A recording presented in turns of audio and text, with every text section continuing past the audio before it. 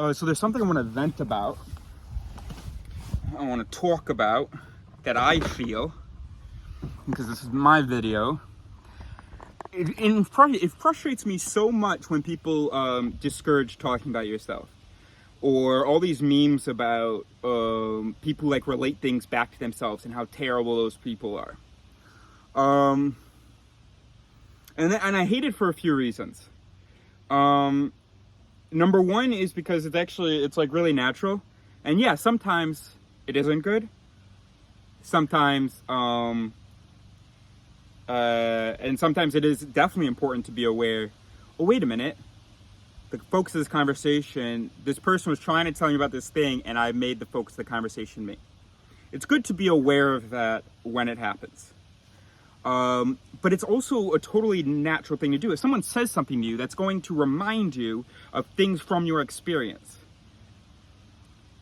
And unless you don't have the courage to share things about yourself, or you've learned this stupid rule you should never talk about yourself, well then it's kind of natural for once someone tells you something, if it reminds you of your own experience, for you to maybe mention your own experience. Then of course, yes, you do need to then sort of be aware, oh, this person, but it's like, why can't that person just say, oh, hold on, I see that, but actually I really need us to focus on my thing. But nobody's going to dare do that because we teach. I thought I was going to be able to explain this clearly.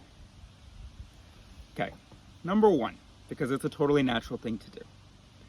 Then again, yes, sometimes we definitely need to be aware of this, the fact that that's how our minds work automatically. That when we hear things, it fits into the other things that are in here, and then we might be tempted to share some of those things that we're reminded of.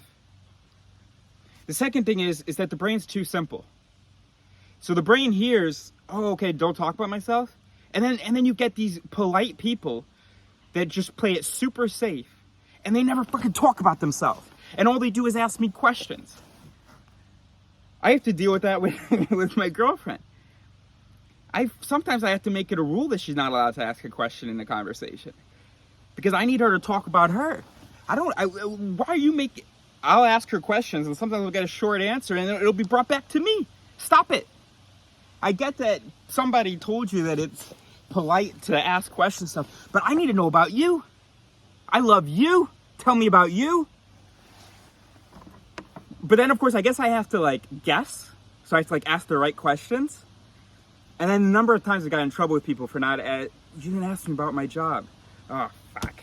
Why didn't you just fucking tell me about it? You were so busy asking me questions. I was responding happily, happy to share, happy to work through some of the things I was thinking about, happy for you to get to know me. And you weren't letting me get to know you at all. And I was supposed to ask. Oh, okay, because I have to prove to you every conversation that I'm interested in knowing you. I see. Look, I have ADHD, so I have sort of a natural inclination to be long-winded, to talk about myself, to talk about what's going on in here. And so, of course, yes, I'm trying to not be seen as a monster for that. But also, I'm really frustrated with people that, don't talk about themselves because they just want to be polite or whatever. And on top of not talking about themselves, on top of constantly asking you questions and giving you one-sentence answers when you ask them questions, or not really going into detail because they don't dare, then they're going to go get mad that you didn't push more. And then the third reason is I was on a road trip with two people, my sister and our friend. And my sister tells me, and I can't get into it unfortunately, but my sister tells me about this thing that's kind of been troubling her. And I immediately talk about, how do I say this? Some other people in my life that had also struggled with that, and sort of what I had noticed, and so on. And so it becomes this dramatic thing. She goes, okay. Well, she didn't want to make it dramatic, but it was just very uncomfortable for me. She goes, listen, I just want to, do this to, and she did kind of, what I was saying, it earlier in this video that you should do, that if someone is taking too much of the focus because they're just naturally sharing about themselves and you need to bring it back, have the audacity to say, as my sister did, I want to focus on this. But my sister went a little bit farther with it. She didn't just say, I want to focus on this. She said, and I feel like you're making it about yourself or whatever. And the thing is, I wish I could tell you what the conversation was, but I wasn't. Yes, I was talking about something that I had experienced in there and some people around me, but it was completely to make a point for her. And she's all like, okay, I just wanted to share that with you, just wanted to share how I felt, and I just didn't know how to react. And then luckily, because she thought that she was right, so luckily she asked the other person, who is this girl, her age, and I guess they're really supposed to be friends, but since I'm the one who lives in France, I'm more friends with her. But she asks her, hey, you kind of know what I mean? And so the girl goes, yeah, I hate it when people, when you try to tell someone about something about yourself and then they make it about themselves. And people do that, and I hate it. But in this case, I think that Eris was actually trying to, I think he was responding to your thing. Because basically she was troubled by something. And I was basically saying, don't be troubled by that. I know other people who have sort of done that and done that to me. And they're not like, and yeah, it's something that we can all work on. But, don't beat yourself up about it. It's just good to be aware of it. And I gave her other examples of other perfectly good people, perfectly fine people that had done something that she was talking about. And my point was, hey, don't worry about it. Here's some people that that have done that, and it's not that big of a deal. So that's why I just wanted to express that. On the other hand, there's this stupid meme on this ADHD, or this meme that's been used by the ADHD community on, or I've seen on Instagram, which is, it like has someone, it's like a tweet, and the person is like saying that they're stuck.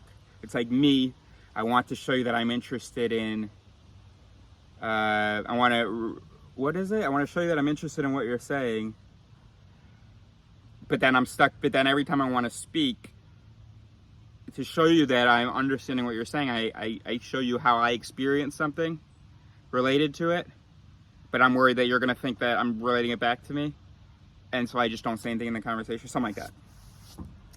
Which is also kind of dumb, because yes, we have this natural instinct, especially if you're the issue, to talk about ourselves, and everybody who dares to, who hasn't been taught that it's impolite. Most people will be able to sort of talk about themselves, with any sort of chutzpah. And so it is a totally natural instinct. Someone's telling you about something, you're like, oh my gosh, yeah, I experienced the same thing. That is a natural instinct. But if someone's telling you about something difficult they experienced, we do need to, that is one of those moments where we need to make sure, because following the normal rules, they say something, whatever comes to my head, I share it out loud, that's okay for most conversations.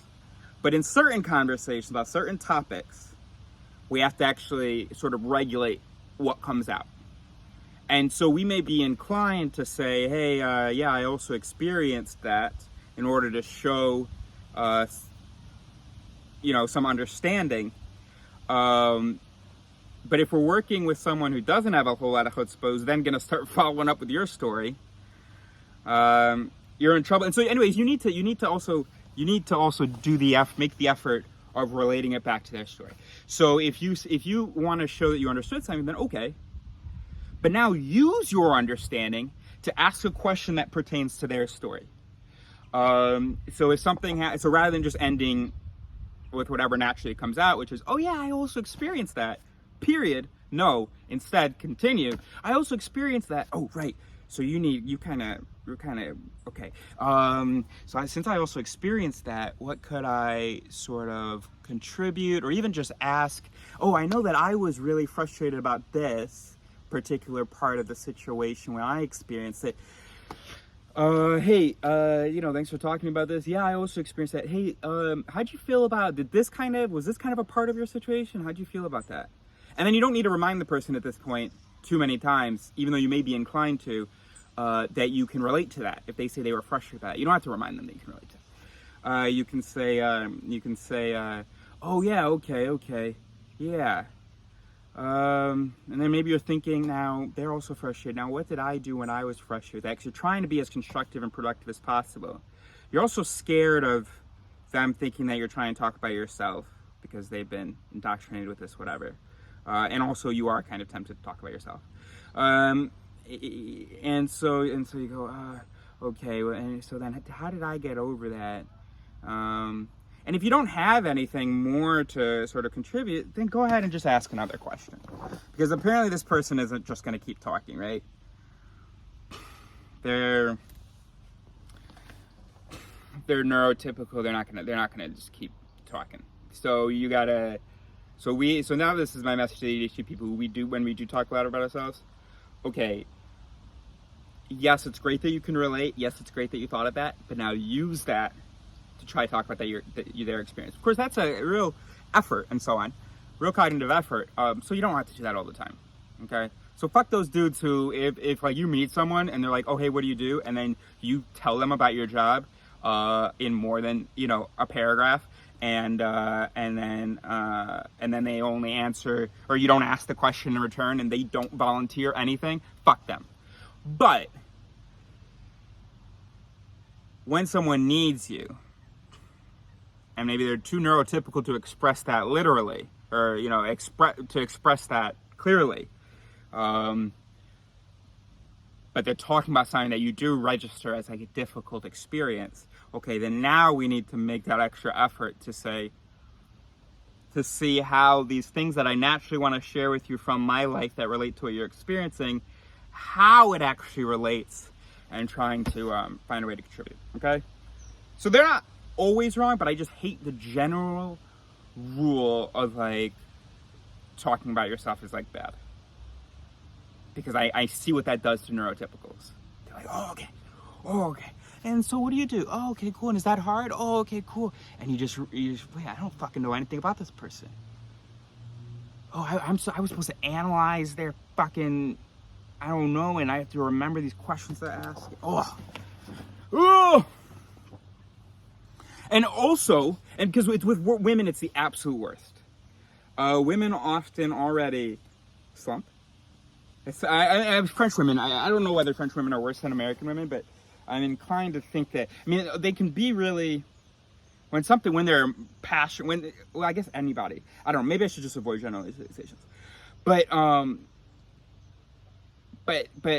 slumped. There's these women who are like slumped, and there are men who are slumped over too, but women are just particularly sensitive to these lessons about politeness and about not taking up space. You have these women who are like slumped over, who only ask questions, who never interrupt, even when they have something that's relevant and that and that would fit into the flow of the conversation, who try to take up as little space as possible in the conversation, so they have short answers, or they talk really quickly maybe, or they talk quietly, and then they quickly turn it around, ask a question so that you can talk again, because they want to be polite. Oh fuck.